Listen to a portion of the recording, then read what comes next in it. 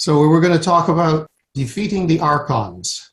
Well, Archons simply means rulers, and that can mean many different things. It can mean kings and presidents, bureaucrats, and there are certain levels. When we talk about presidents and prime ministers, we're talking about very low-level operatives.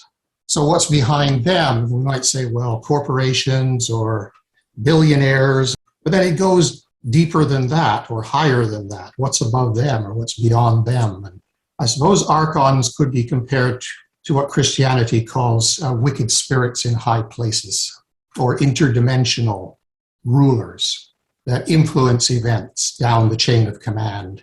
So we're talking about those influences which are not readily visible. And I think we're starting to learn more and more that the people that we see as presidents and prime ministers aren't really in charge. I think at the moment Biden is putting on a little bit of a show to try and emphasize that point.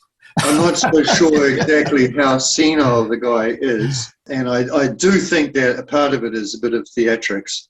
Yeah. To perhaps to give him some sort of apology or some sort of excuse for some of the terrible decisions that he's making or that he's been told to make. Most particularly, I think the two main ones at the moment would be what's going on in Afghanistan, pulling out in the way they did, and also what's going on in the southern border at the moment, where it seems to be chaos there. And I think that really he's putting on a bit of a show that he's not competent, not all there mentally, so that perhaps history might not treat him so badly, and he has a bit of an out in that sense. I actually think it's a bit more of a show than what most of the mainstream media are painting it. Yes, I agree totally. Yeah, but as you say with Archons, the Greek arche is the root of the word archetype as well, which archetype means first form. So the Archons are sort of the firsts, if you like, the number ones. And the Apostle Paul used the term Archon, and there's a direct correlation between the Greek word Archon and the Hebrew word Elohim, which has almost an identical meaning, the word Elohim, where you can talk about it meaning kings or princes or rulers in general, but it also can mean angels in a neutral sense, gods with a small g, which is sort of like angels in a neutral sense. Yes. You know, it's not too far removed from that. So it's a very neutral term, but it has a physical, material dimension with kings and translations like that. But it also has something of a spiritual dimension, which I believe that Paul was also meaning when he was using the term Archons, because there's the famous scripture where Paul says that we are fighting with the powers and principalities. Yes, right? Powers and principalities. So this is what I mean about defining the term so that we're quite clear about exactly what you're talking about. And as it happens with most of these ancient languages, Greek and Hebrew in particular, the terms are very fluid. They can have many meanings, and they're more concepts than actual words in the symbolic sense that we in English, in modern English, have words. And so I sort of read Archon as being, along those lines of not only something in the material sense in so much as the presidents and then the billionaires and then the trillionaires above them, the corporations and the industrial military complex itself with this pyramidal structure. But also there's something of a spiritual support or backing that is interconnected with the concept itself and also with the way that it's playing out in our world. Would the use of the word demon in Christian terms be equivalent to the Gnostic term Archon? Well, yeah, I mean, demon's a funny one as well, because demon comes from daimon, and which can be either positive or negative. Yeah, again, it's a neutral term. The whole idea of in the New Testament, where it talks about an unclean spirit, the Greek is architasos pneuma or pneuma, and it means, in fact, architasos is directly related to the English word catharsis, which is an emotional purging, a healing of emotional trauma or pain, very repressed pain and things like that. That's termed a catharsis in English, and that's directly related to the Greek word katarsis. And akatasis means simply not being through that purging process. And of course, pneuma means spirit or soul or mind. And so, in other words, an unclean spirit, if you actually look at the Greek in the New Testament, what they're actually talking about is someone that hasn't been through emotional healing. There are passages where they use words that would be more along the lines of what we understand in the modern sense of the Christian translation of demon, although not exactly in the same sense that we have, just that they're strictly a dark force. Yeah. Again, because of the Greek influence on the New Testament, it does actually lean a lot more towards the neutral daimon rather than the sort of much more post-Goethe idea that we have now with the devil, with the horns and the tail and all of this. These are actually later inventions that have shaped our understanding of the Christian scriptures, which were not really talking in that sort of black and white sense about these spiritual entities. In Gnostic terms, these are parasitic entities. Right. That feed on human negative emotion like hatred and anger and despair. All the negative emotions are food for them. I think that's a rather pragmatic view that also derives from Paul, not just from Paul. I think that's how it's playing out at the moment with the Archons. It is very parasitic. The secret gospel of John, the Gnostic gospel, does provide some detail as to their nature and their characteristics. For example, there's a term, anti-maimon pneuma, which is counterfeiting spirit, so that their mode of attack is to create counterfeits. And the word anti-maimon is counter-mimicry. So when they mimic something, they turn it so that the fake version is meant to provide a purpose contrary to the original intention. So the most obvious example would be the co-opting of the Roman Empire of Christianity, where it creates a fake version of Christianity that serves a purpose contrary to the original intention of Christianity, which was love your enemies. So the Christianity then becomes a justification for empire or for conquest and murder, an actual genocide, all in the name of Christianity. Mm-hmm. So this pious face that it puts forth persuades people this is the real thing. And it also persuades them that murder is okay, even though Jesus was very explicit about saying, love your enemies and forgiveness. And so this kind of thing plays itself out. And I think it's playing itself out again now with the woke. Wokeness is to globalism what Christianity was to Constantine. It provides a pious face for a dystopian nightmare. All in the name of equity and diversity and inclusion. I mean, who can argue with diversity, equity, and inclusion until you drill down and find out what they actually mean by that? Yeah, or the ways that they're trying to achieve those. There are a lot of contradictions in the woke movement. My goodness, yes. Mm-hmm. I mean, it doesn't matter which one you look at. I've seen this for a long, long time, especially for me, because I'm passionate about the environment, and I have never trusted or respected the green movement. They really make a lot of noise and are gaining more and more power, and yet they really not at all helping the earth, the planet. No. We get this buzzword sustainability so much in this woke movement, and yet it's ludicrous. It has nothing to do with sustainability.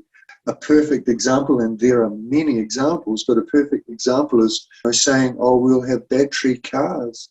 And there are many, many examples like these windmills these turbines that they're generating power from. They are incredibly environmentally unfriendly, as are battery-operated cars. That's not at all addressing the problem. And there is, like I said, I'm passionate about the environment. For me, these answers are not answers at all. They're not even a Band-Aid. they're dangerous. They're dangerous ideas. It's like these people are trying to say that we can keep our industrial technology and just tweak a few, we got the right catalytic converter, so it's all going to be okay. I remember talking, sorry, I'm going to go off on it. This is really something that's close to my heart, but I remember talking to a Greenpeace proselytizer in Sydney. She came up to me and was trying to get me to donate to Greenpeace. And we were talking, and I said, we shouldn't have cars at all. And she said, oh, no, it's okay. We get the right catalytic converter. And I said to her, yeah, but how are you going to make the car itself? That's polluting the environment to actually produce that car, taking all the minerals out of the earth and having a factory. And what about the roads? Just the roads alone. And she had never heard anything like that. She thought that I was really out of I was completely alien to her to say that. She even said to me, I've never heard anything like that before, that we shouldn't have cars. And she couldn't imagine a world without cars. Yes. Well, I think the global system and the corporations really love something that is a global initiative, because it gets governments involved backing their investments. It's a little bit like World War II. The government gets involved and industry is mobilized in a common purpose. Banks lend lots of money, corporations build tanks, they blow things up and then they build it back up again.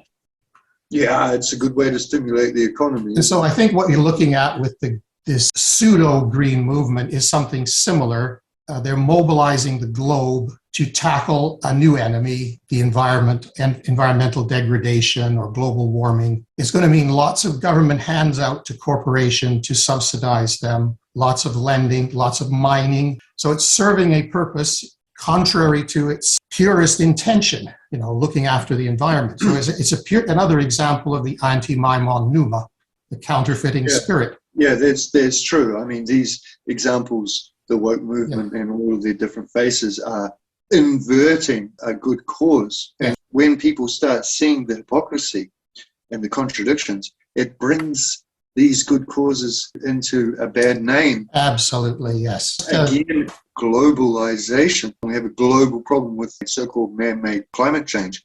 Therefore, it needs a global solution. And of course, this is all to do with the globalization agenda, because that's the way that they're a global answer, global solution to this global problem. And of course, terrorism was another example of the same thing. So I think another part of it was that they want to undermine the sovereignty of the nation state. Exactly. Well, that ties hand in hand with it. So you need a global solution for example, a lot of jurisdictions are taking their instructions directly from the World Health Organization instead of looking to their own democratic processes. So this is another example of anti-maimon pneuma. Anything that can be a global solution will get the globalists excited, but not for the reasons that we think. There's always a hidden reason for it. Yeah. And that is their own enrichment. Billionaires have increased their wealth substantially, and it's been wiping out the middle class and the small business people. Yeah.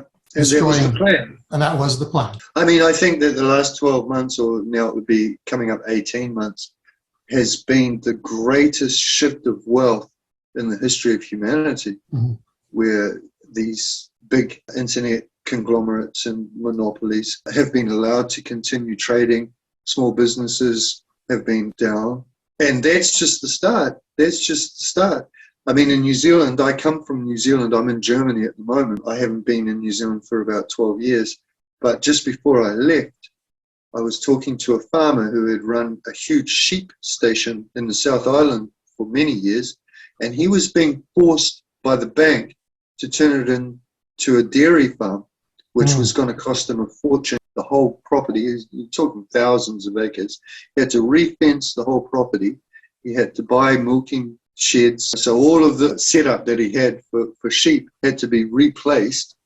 And then he had to sell off his sheep because, of course, at that point there was not enough money in wool. And so he had to sell off all his sheep and buy cows. Anyway, the point is that now, 10 years down the track, and I wish I had have known this at the time to warn the guy, but, I feel actually Very sorry for him, because I was just thinking about him at the moment, because I saw some New Zealand news item not long ago. And of course now, because of this, that they're pushing this agenda, they're going to start hitting all of the dairy farmers, because of course the methane production from the cows is creating too much carbon for them. And so what has been very graphic shown to me in this one example, and it's only one of many that I could talk about, is the way that the government 10 years ago told the banks that everyone had to change to cows, to dairy. And now 10 years down the track, what was planned is that now they're going to take the land off them because it's creating too much methane, too much carbon emissions.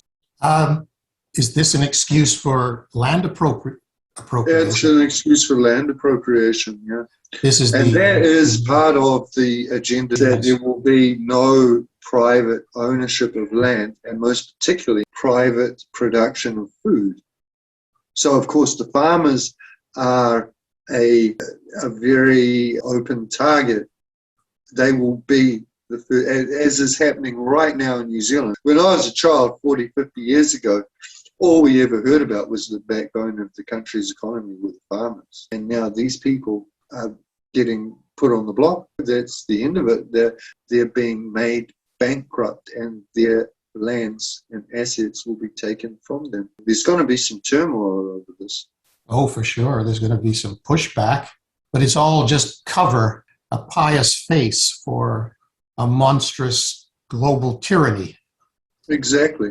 So I guess the first thing would be to recognize what's going on. If you understand that it's all a question of deception. The Gnostic point of view is that the Archons are masters of deception and disguise and creators of virtual reality experiences. There's even a passage in the Gospel of John where they can imitate somebody's loved ones, that appear as somebody's loved one. But the Gnostic perspective is that human beings have something called divinity, which the Archons lack, and therefore human beings are superior to the Archons and capable of defeating them. The only thing that prevents that from happening is the deception factor, that human beings are taught and conditioned to think that they are victims or helpless. So it's a question of accessing one's divinity to counteract them. Well, that's very interesting. So that actually is more along the spiritual side of the Archons, rather than them being the kings and the queens. It's more like spiritual powers, the powers and principalities that Paul was talking about. It's very interesting when you say that they don't have the divinity, because Rainer Fulmich, who's spearheading the Nuremberg case, there's court cases at the moment in America and in Germany, and against particular individuals. These people are actually being taken to court. You don't hear about this in the mainstream media, of course. But anyway, Rainer Fulmich said that we will win this war because we have this spiritual aspect to us where we can understand love. Interesting, yes. People, he didn't talk at all in the kind of Gnostic terms or even sort of mystical terms. He did use the term spirituality, but he was just talking about that we have love, and these people don't have that understanding of what love means. That's right, yes. It's very interesting. I doubt very much if he is at all steeped in the Gnostic cosmology, and yet he still saw it in the same sense. He might have been thinking about people who have no soul inside them. Soulless, yes. Yeah, soulless people who are just sort of puppets to this agenda. Very interesting that people on different wavelengths as far as what their worldview might be, their philosophy might be, are still seeing the same common factors involved in the dynamics of what's going on. And an added dimension to it would be that they lack creativity. They cannot initiate or create. They can only imitate and copy and create fake versions, whereas human beings have this creative capacity. So when we consider what we do to counteract the Archons, one of the things would be get creative. Absolutely. As you were saying that, it was just sort of very coming quite strongly to me, is that it's our natural instincts to get back to nature. Yes. These people are trying, because you're saying how they always want to try and counterfeit something. Yeah. They're trying to counterfeit human beings. This idea of transhumanism. Exactly. Right? Yes. By putting computer chips in your head and hooking you up to the internet and all of these sort of cyber ideas, the fourth industrial revolution, which is what they're calling this computer sort of transhumanism. And what we need to do is to go the opposite direction. Exactly. We've got to get back to nature. They're trying to take us into some sort of technocratic, synthetic world. But we need to sort of go back to that wholeness and reconnect more strongly with nature. This is why I'm being more and more open about the necessity for us to see the problem of industrial technology and to abandon industrial technology, because it removes us so much from nature. Freud, in the book Civilization and its Discontent, said that we are trying to be prosthetic gods. So we strap on our cell phone and we can talk to other people across the other side of the world like the gods can, or we strap on our jet propulsion and we can fly like the gods. But the problem is that we are not happy in this state of being supposed gods, demigods, prosthetic gods. Yes. So whatever they want us to do, we do the opposite. Yeah, exactly. We go the other way. Yeah, there's a beautiful verse in the Gospel of Thomas. If you bring forth that which is within you, that which is within you will save you. But if you do not bring forth that which is within you, what you do not bring forth will destroy you. So it's really saying that our answers are within. The Archons want us to look without the chain of command, taking our orders from above. So the counter strategy for us would be go within and listen to your own inner guidance and do your practices, be it meditation or Tai Chi or whatever works for you. But the answers are within you, not bowing down to authority. Exactly. I mean, for me personally, if you look at the trajectory of humanity, we're headed towards less government intervention in our life, not more. And what they're trying to do is they're trying to actually destroy the ongoing evolution of human consciousness to bring us back to some sort of almost like the Dark Ages or something where people have to be subservient to government more and more. And yet, apart from recently, I would say the last 500 years in particular, has been a story of more and more autonomy, freedom, and individual rights for people. And that's the evolution of consciousness. That's the natural direction that we should be going as we are evolving. Yes. And so they're really, I mean, they can't win because they are going against nature. Everything about what they're doing is going against nature. This idea of trying to block out the sun, prosthetic gods, they're trying to be prosthetic gods. Trying to act like gods, yes. There was a Czech prime minister, the last Czech prime minister before Czechoslovakia broke up. His name was Václav Havel. He was a Soviet, he was a communist dissident when Czechoslovakia was a communist country, and he brought up this concept of the parallel structure.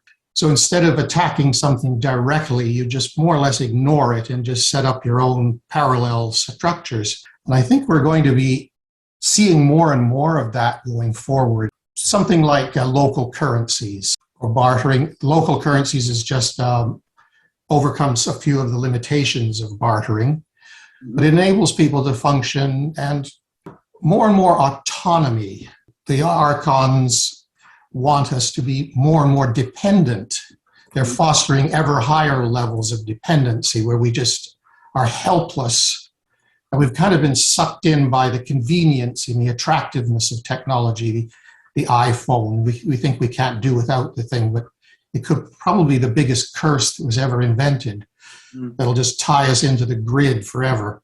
But more and more autonomy, self-sufficiency, self-reliance. And when you think of it, the more we do that, we could actually destroy the entire system. I mean, that would be the end of their rule, wouldn't it? Exactly what you're talking about with creating a different structure. This is what the thesis that the students in Sorbonne in 1967, the students rebelled at the University of Sorbonne, and mimicking Luther, they nailed a sort of a thesis on the door of the university, which the conclusion of it was down with enslaving capitalism the imagination will rule. Lovely. And the idea is, excuse me, the idea is that you just bow out. Back out. You just don't be part of it. In the series of books that I'm writing at the moment about magic and sorcery in early Christianity, the book that discusses the historical Jesus, I'm actually going to call it The Magician at the End of the Universe. It'll be called The Wand of Jesus, because the earliest depictions that we have of him, he's carrying a wand, the artistic, like sculptors and things like this and paintings. So it's The Wand of Jesus, and then the subtitle will be The Magician at the End of the Universe. And anyway, the thesis, one of the conclusions of that book is that what Jesus was actually saying to the people that were around him, what he was teaching, was drop out. Don't be part of it. Right. You were saying before about in the 4th century with people like Constantine, how Christianity was hijacked for imperialism. It's very clear, very, very clear that a group of Jesus' own disciples who knew Jesus were the start of that. In Acts, where it talks about the Jerusalem church, and also in Paul, who is writing in some of his letters about his experience with the Jerusalem church, you can see very clearly that the first church that set up carrying the name of Jesus had nothing at all to do with the teachings attributed to Jesus. They were very nationalistic. They were very militant. If you weren't circumcised, you weren't part of their church, which was the big bone of contention that Paul had with them. And there was a lot of to and fro going by his letters. There was a lot of conflict between the first church on that particular point, and many other strictly Jewish concepts which would not have all been what Jesus was teaching.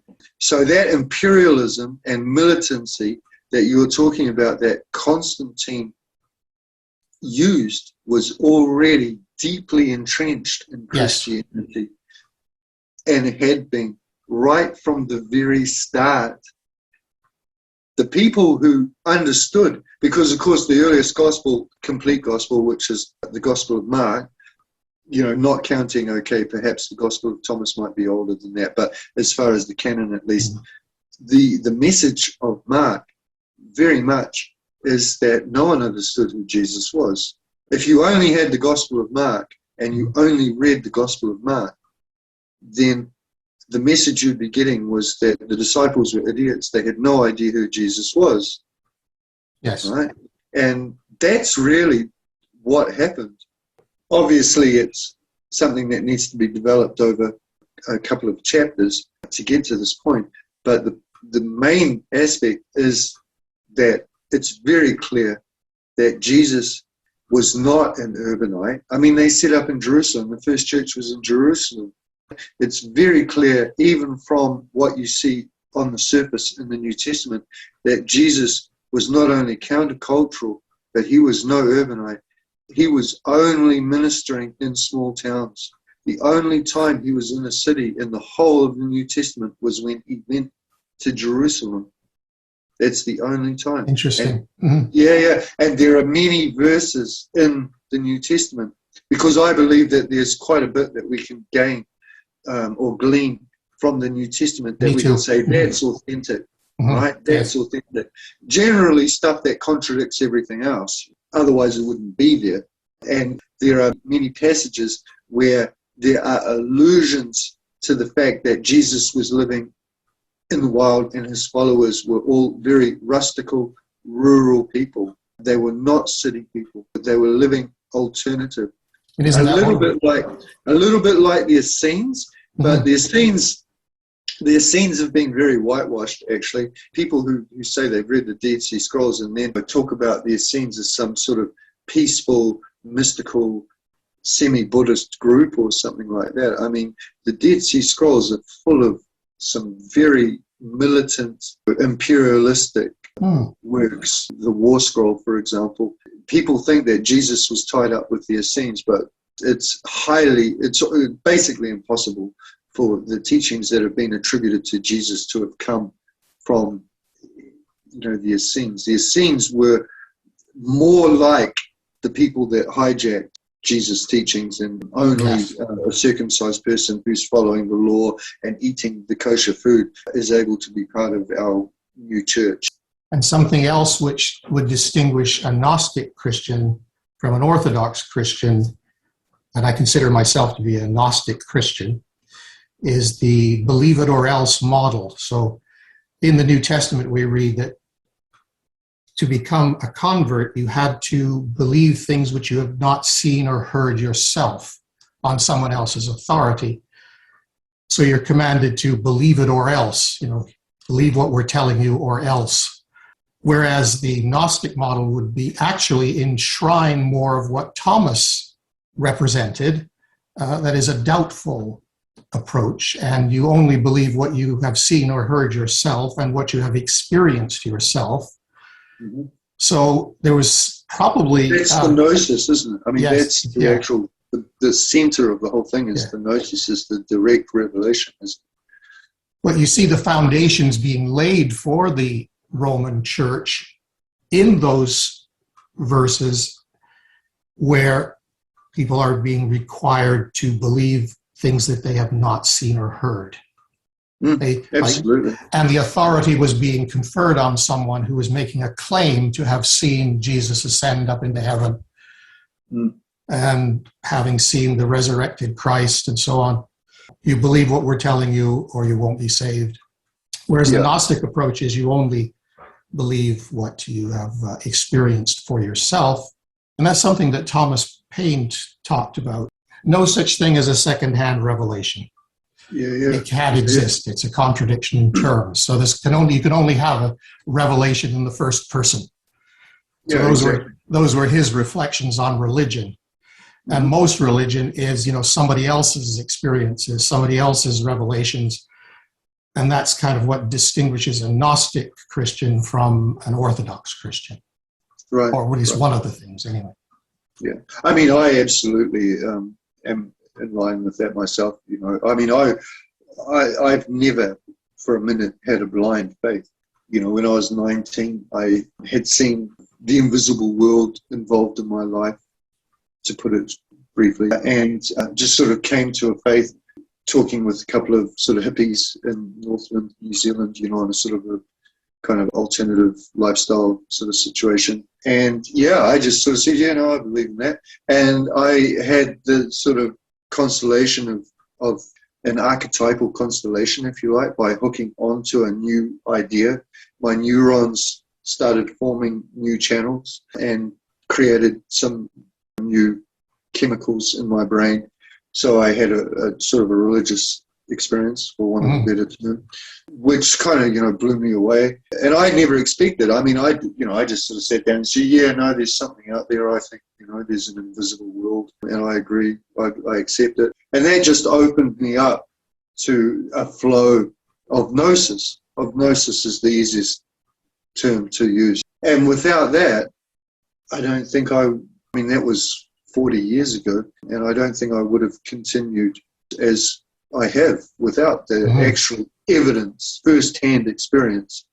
And of course, obviously, experiences have continued for me, and I have learned from those experiences. I don't only hold my own experiences as the last word, and I am always controlling them with my knowledge of psychology, which has been hand in hand with my walk. A lot of the reason for that is because I wanted to understand these experiences. And you can understand them in transpersonal psychology, in other words, not clinical psychology or experimental psychology, but a psychology that accepts the soul and accepts the transpersonal nature of consciousness and our soul. We can go a long way, in fact, to understand what's going on when we have these experiences. And that's really because I'm quite rational, and I like to have a rational understanding of things, because when you have these experiences, that your biochemistry is changing. You know that you could be sitting under a machine and they could monitor actual physical changes in your body. That means that there's got to be an explanation. We might not have the last answer, but we have, in fact, come a long way to understand how these operate. So, which of course means that we are able to maintain these things. They're not just fleeting epiphanies that come. Once we understand what generates these experiences, then we understand how we can harness them, how we can grow with them. Do you understand? I do, And yes. I think this is a very important aspect for how do we beat the Archons, is to understand that divinity within us so that we are able to build that power of our divinity. And I think that's a very important point. And I think there's a case to be made that the Archons are actually afraid of us. Because they I've heard that, and I think that they should be afraid. They should be afraid of us because all we have to do is wake up and it's game over. Yeah. I think they live in fear of their food supply being shut off.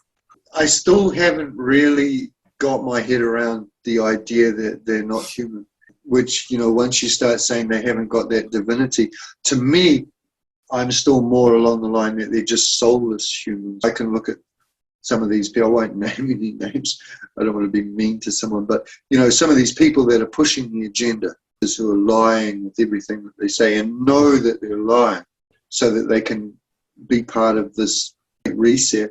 I just think that they haven't got a soul. I just think that they're human people that have been damaged in one way or another. They haven't got a soul, because for me, I don't think that we automatically have a soul. I think people are born with the potential to build a soul. Mm-hmm. Right? So these people have had that same potential, but chose for whatever reason to not build their soul. They've chosen to go in a different direction, and therefore they're filling themselves up with materialism. They're usually thirsting after money and doing everything they can to get as much money as they can. And that's like trying to fill up that empty space of their soul, which can never be filled. And it'll never that's be why filled, they yes. keep, there's no amount of money is enough for these people. They just keep wanting more and more and more. And then they think about their power that they can have from this money. And this is always trying to fill their soul. And this is, for me, why they're so afraid, is because, I mean, a person with a soul doesn't need any money, because our soul is enough. We don't need material possessions and things like that. For me to go offline to go off grid, apart from this laptop that I have here, that would be maybe a 12-volt light or something like that.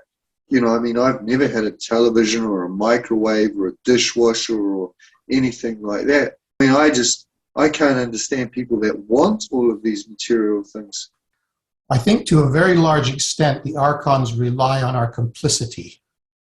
They rely on our cooperation. Once that cooperation is withdrawn, then it's game over. Everybody's got skin in the game. That's the problem. Everybody's got to be employed and satisfy the system in some respect. So the withdrawal of consent and complicity, they require our complicity to even work their black magic, because it's so easy to find out what they're doing. Well, they tell us, don't they? They always tell you. That's part of their black magic, isn't it? They tell us what they're doing. Yeah, they tell us what. So a lot of what people call conspiracy theory is actually not even close. It's there's a saying in law. I have a legal background. Res ipsa loquitur. The facts speak for themselves. The judge will invoke that saying when something doesn't need to be proven because it's obvious. And I think a lot of the basics of the so-called conspiracy theories are, in fact, res ipsa loquitur. It's like they tell you what they're doing. You can find out the basics of it very easily. Yeah. That's why I can't understand how it can be that the majority of people, it appears that the majority of people are completely blind to the whole thing. And it's just in our face. It's just in our face. Yeah. The whole thing is just, I just shake my head. That anyone can think that this whole, what they're doing at the moment, anyone can think that that's actually Correct. Going back to solutions or counteracting, I think it's because people rely on only one source of information. So they'll look at their favorite news channel, and it's like the voice of God speaking to them. It's as though this is where they go for absolute truth. Yeah. But there's no greater brainwashing device been devised than the television. You stare into this flickering screen to get to find out what's going on in the world, and it's so easily manipulated. They don't even have to lie to you. They just have to withhold information that's vital to you. And it's so easy to do. Yeah. And the way it's packaged, I mean, they sort of pretend that they've got some left-wing ones and right-wing or whatever you want to term it. You know, some people are giving you some truth like Fox News or Sky News, Australia in particular. And yet you can see that these are like controlled opposition. This is true, yes. Controlled opposition. You can just see that these channels that are supposedly rocking the boat, they're the ones that are kind of telling you what they're up to. As part of the black magic process, they have to tell the victim what they're doing. So Fox News and Sky News Australia, they're telling you a little bit about what's going on, but they're still manipulating you in important ways with lies. There's another expression in the intelligence circles, the limited hangout. In other words, they'll reveal certain portions of their agenda just as a hook to try and get you hooked on it. Yeah, exactly. And then to make you trust them. They've opened you up to trust them, and then they'll just brainwash you with a lie straight afterwards. So I think the answer is whenever you are presented with a proposition, always examine its alternative. Always look at as many alternatives as possible, and that helps to break the spell. I think. Exactly. And also, I think that for me at least, because I don't have television, so I'm not sort of driven along the path that most people are, I think it's quite deviant to not have a television. But it's like, just have a look at the modus operandi of drug companies, for example, driving out alternative therapy. And of course, this ties in again to not only the medieval witch hunts, which was all about the medical profession taking control of people's health, but in fact, you can see the same thing happening in the classical period and the New Testament period with the term magos, which means magician in Greek. It comes from the Parsi word where the wise men that visited Jesus in Matthew's gospel, they were magos, and they were Persian astrologers. And in Luke's Acts, the same word magos is used to denigrate Simon the sorcerer. A very stark contradiction between Matthew's use of the term magos in a venerated sense for the wise men that visit Jesus at Joseph's house, by the way. Okay, the wise men never go to the stable. The wise men visit Jesus at Joseph's house in Bethlehem. In the Gospel of Matthew, Joseph has his own house in Bethlehem. They're not moving for the census. The census only happens in Luke, and there's no wise men in Luke. And it's very interesting, real contradictory birth narratives. Yes. But in Acts, which probably was written by the same group of people that put the Gospel of Luke together, the term magos is a denigration, and that was the more common way at the time for that term to have been used. And it was completely political and tied into exactly the same thing that's going on now, where the mainstream, the dominant culture, are controlling people's health. And thinking of the corporation again, the corporation operates under something called a charter, which was something that was brought in by the monarchs of old. In order for a corporation to be formed to carry out the royal will, it had to have a charter that was granted by the sovereign, and the sovereign reserved the right to pull the plug on the corporation, literally just pull the plug on them by revoking their charter. Now that right still exists because in Anglo-Saxon law, the role of the monarch is now fulfilled by the executive in Parliament. So Parliament, or in the United States, Congress and the House of Representatives, still has that theoretical power.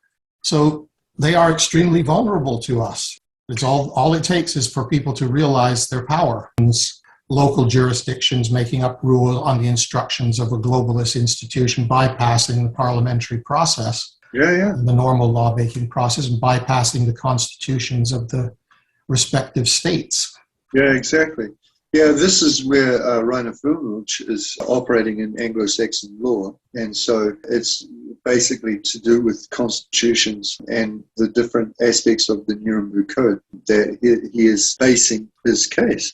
I'm not exactly sure how successful he'll be. I think that it's going to end up coming to the point where the whole thing collapses.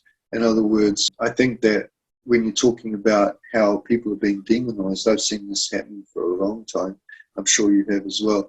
And I think that they're sort of pushing the world to like an international civil war or something like that. They feed on chaos, as you say. And it also gives them the opportunity to come up with a solution and say, oh, well, we'll save the world from this chaos with our one world government, one world military, one world currency. Bringing order out of chaos, yes. Yeah. And justify our totalitarian government because you people can't look after yourselves. You're all fighting against each other.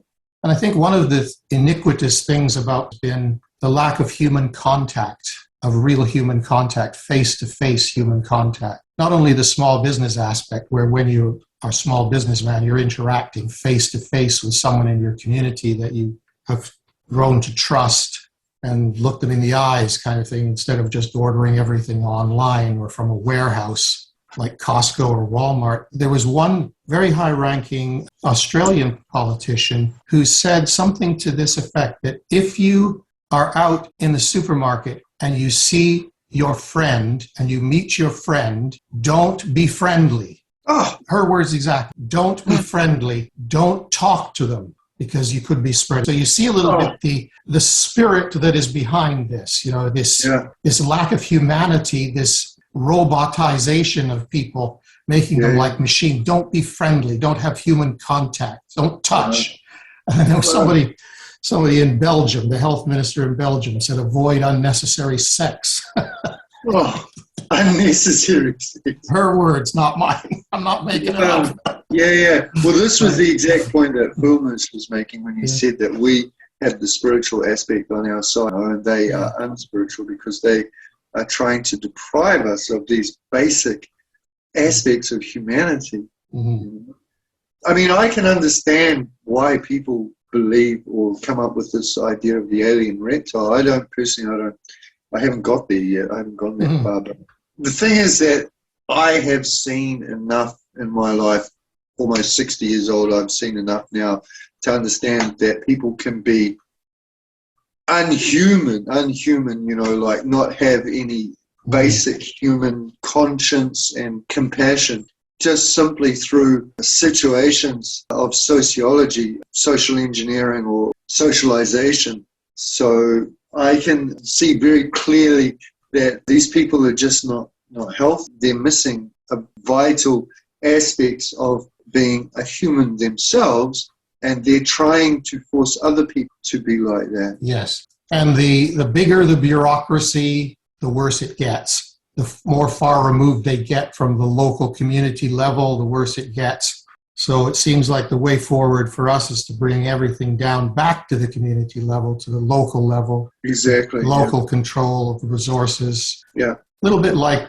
the natives used to function, where they were very tied to their immediate environment and their very survival depended on their immediate environment. So they were naturally caring for that environment, naturally concerned for it, because it meant day-to-day survival for them. And now we've kind of been detached from it, and now the way forward for us is to bring us back down to that level. Well, I mean, again, back to nature, so sort of instead of big cities and things like that, just small communities where you have personal contact with people who you know and you can trade goods or services with people. We're sort of trying to get to a situation where we can organize it that we can, first of all, obviously need as little as possible money to survive. And secondly, be able to just barter and operate with small amounts of cash, doing things more personally. So that's the next challenge for us, to be able to do that. Yes, for sure. But I think that as far as how do we beat the Archons, I mean, it's quite difficult to know your enemy completely, but I think that we've got a pretty good idea of what they're up to, what they intend, what they are planning, and also what their weaknesses are. And I think that's one very important aspect to be able to beat them. And also, of course, to have an alternative, an answer to them. And like things like boycott Amazon. Don't buy anything at all from Amazon. Put your money to small businesses. These sorts of things. They're, strictly on the material plane. These sorts of things are absolutely essential. The more people that just don't touch Amazon for anything, or Walmart, don't go to any of the fast food outlet, try not to buy anything from a supermarket if you can, these sorts of things. Get into trying to organize a bartering system, growing your own food. That's absolutely essential to start getting as much happening as you can with growing your own food, and even taking that further to be self-sufficient in other aspects of your life as well, such as entertainment, making your own clothes, your own gifts, you know what I mean? So in other words, as much as you can. As much as you can, yes. Like cottage industry, sort of handmade stuff. They're trying to push us into a technocratic future, and we need to go the opposite direction, back to nature, and to be autonomous and not dependent on them. I love that word, autonomous. It's in the banner of my blog site, Autonomy. Yeah. But there's one other thing I wanted to bring up to you. This is a bit of a radical Gnostic idea, and I just want to get your thoughts on it. I'll read this verse from the Dialogue of the Savior. Whoever does not know the root of evil is no stranger to it. And there's another one from the Gospel of Philip. So long as the root of wickedness is hidden, it is strong. But when it is recognized, it is dissolved. When it is revealed, it perishes. So the Archons are kind of operating in the dark. As soon as light is shed on it, it perishes. As for ourselves, and this is where it comes to our strategy, let us each dig down after the root of evil, which is within each of us and produces its fruit in our hearts. It masters us, we are its slaves. It takes us captive to make us do what we do not want. And what we do want, we do not. It is powerful because we have not recognized it. So my hypothesis here is that in some way reality could be a mirror that mirrors back to us the state of our own psyche, such that if we haven't done the work to root the wickedness within ourselves, or the shadow work within ourselves, doing that work will be combating the Archons. Rather than attacking them, look within to our own shadow work, bringing the light or the illumination to our own inner nature and integrating it. And that very illumination takes the demonic nature out of it, because that which is suppressed and unknown comes out in unexpected ways and more obvious ways. Yeah, I think that it's about illumination. And for me, I always bring it back to the whole idea of psychotherapy, healing the emotions and the psyche, because they're the buried things. It's like what you bring forward from yourself, from within yourself, what you bring forward, that will save you, because you bring it to the light of consciousness. Right. Now, if it happens to be a repressed trauma and you bring it forward, it will save you, because it's no longer something that's hindering you, that's festering inside you. It will save you because all of a sudden you have self-awareness about aspects of yourself that have been created from this trauma, and you can heal that trauma because it's now come to the light of consciousness. Whereas if you don't bring it forward, it will destroy you, because it will be driving you without you even knowing that it's driving you in self-destructive ways. And all of those verses that you just read, for me, straight away, Even the one about the Archons, how they're dark, or the first one which said that even if you don't know the root of evil, you are no stranger to it. Yeah, whoever does not know the root of evil is no stranger to it, yes. As soon as you know the root of evil, that is the way that you are able to deal with that evil, so that that evil doesn't have a hold of you anymore. Even though it's framing it in so much as saying, whether you know it or not, you're intimately connected to that evil, even if you don't know that evil. Well, because you don't know that evil, because you are unaware of the evil, you are connected to it. Yes. As soon as you are aware of it, that is the way that you can become separate from it. Yes. Either by removing the evil or transforming the evil through your awareness of what it was. You know, if it was a trauma or some sort of pain that has not been healed, that evil. You know, I mean, evil is, again, a word that can mean different things to different people. And for me, it's obviously things like pain and suffering that are not healed can be termed in that sense evil, and very likely people that are writing these scriptures is that's what they're meaning. Obviously, the concomitant from that, I mean, I think it was Jung that said suffering is caused by suffering people. Yes. Right? Right. It seems like just shedding light on something chases the darkness all by itself. You know, just the fact that you become aware of it has a huge therapeutic effect. Yeah, absolutely. I mean, many times in the literature of psychoanalysis, under hypnosis, patients have remembered some trauma from their early life. And just the remembering of it brings a degree of healing, just by consciously acknowledging it.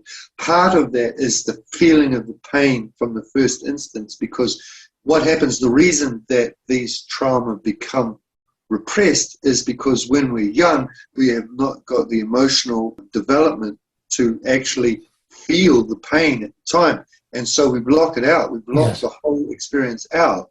And later, when we're older and more mature and more developed emotionally, then it will be, because it's always trying to come out anyway, these repressions, and it will come out for you when you're older so that you can feel the pain as an adult.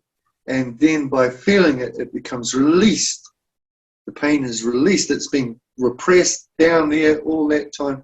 I know many people, many people, probably everyone, but I mean, some people I actually know, my siblings and things like this, I actually know the pain that they're repressing, and they will do everything they can to not open that wound and bring that pain to the surface, and it's destroying their lives. Destroying their lives because it's controlling their thinking. It really is. Their decisions. They keep repeating the same formulaic, self-destructive episodes in their life because of this pain, and doing so on an unconscious level.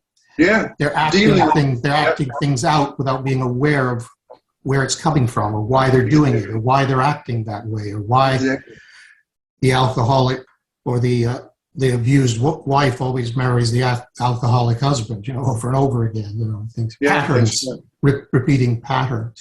Exactly. And it's never been brought to the light of consciousness. Yeah. Right. So they're subconscious. You see, a lot of it is exactly that. People wandering around unconscious. They're not conscious of what they're doing. They're really not. They make decisions and they think they've got free will. They're making decisions based on a programmed subconscious drive that has been programmed into them from outside.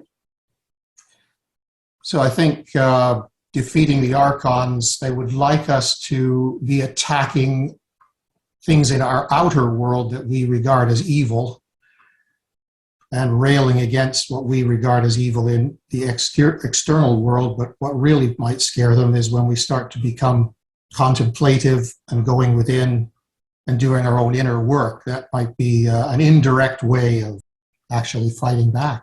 Yeah, absolutely. And I think that it's also a way that people will be more aware. Yeah. Imagine doing meditation workshops and just without any kind of agenda or program, just sort of saying, right, we're just going to do some meditation, and then afterwards you can have a cup of tea together, or something like that, and just see how the conversations go, and just see people as they become more and more conscious of what's going on in the world by releasing some of these trauma and stuff like that. Yeah. For me, obviously, as a psychotherapist, meditations are always heading towards the line of self-awareness. Yes. And so there would always be something psychotherapeutic involved with meditations. And then as people are finding more self-awareness, they become more aware of what's going on around them, because that would be what would completely stop the whole thing. Was that if everyone just woke up and said, this is nonsense, this whole thing is just a sham, it's a hoax, that would be the end of it. That's right. That would be the end of the whole thing. Let's hope for that.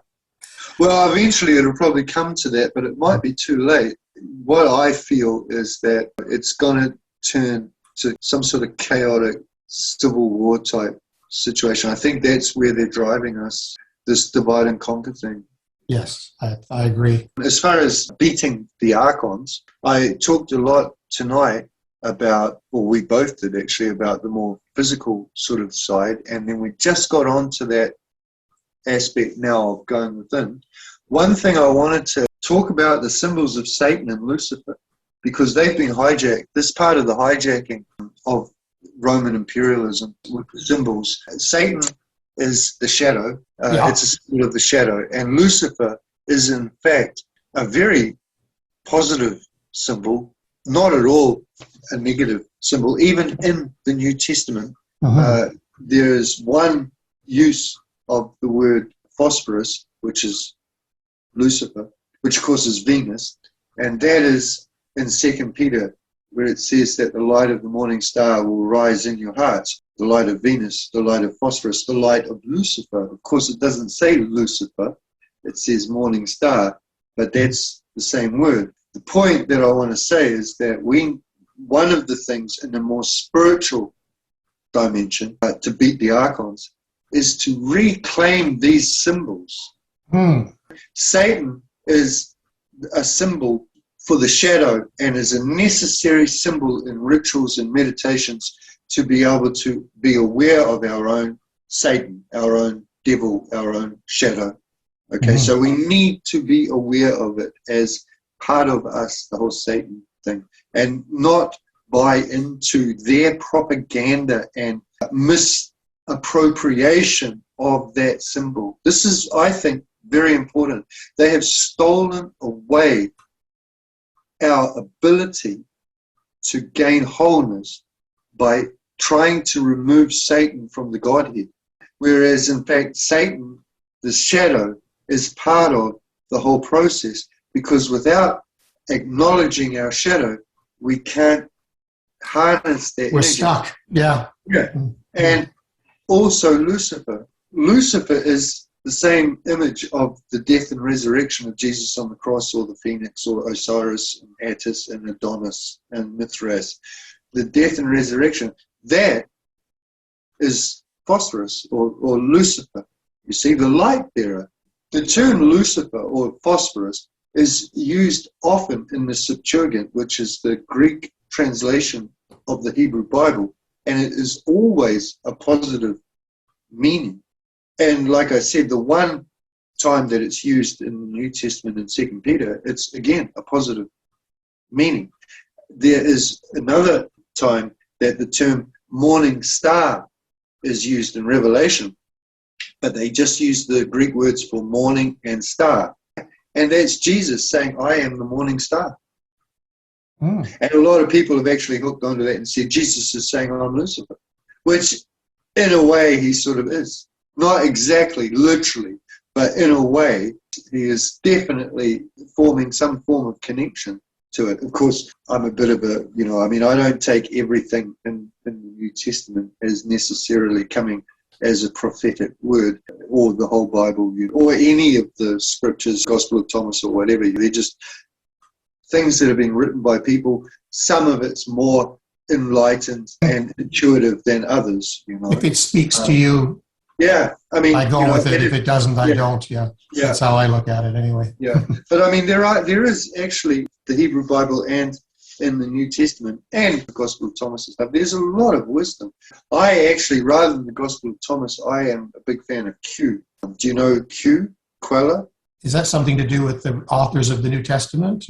It's, okay, this is the rundown, okay? It's in simple, right? Yeah. Now, it's commonly accepted that Matthew and Luke Yes. have a copy of Mark in front of them. And 90% of Mark is reproduced and edited, significantly changed in some examples, by Matthew and Luke. Right. Sometimes Matthew takes something from Mark and goes this way, and Luke takes the same thing and goes that way. Right. Okay? That's really interesting. That really shows you how the church developed, the trajectories, the different ways that the church developed. Yes. Okay. Yes. But yes. Matthew and Luke also had another common source. 90% of Mark is in Matthew and Luke, and it makes up about half of their Gospels. In other words, they're about twice as long. Of the other half of that, or 25%, is also in common. And they've hypothesized that they both had another gospel, something similar to the Gospel of Thomas, in front of them. Because the stuff that Matthew and Luke agree upon outside of Mark is very simple. Just, there's no narrative, there's no birth story or anything like that. It's just, Jesus said this, and like the Sermon on the Mount is part of Q.